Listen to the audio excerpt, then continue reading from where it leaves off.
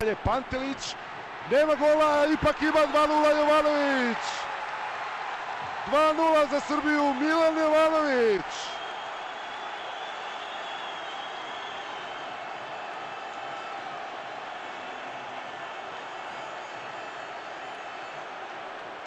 Kakav dobar početak utakmice, sve čestitke Marku Panteliću, bez obzira što je ponovo pogodio stativu, ali pogledajte ovaj sjajan prodor, udarac i onda na pravom mestu Jovanović.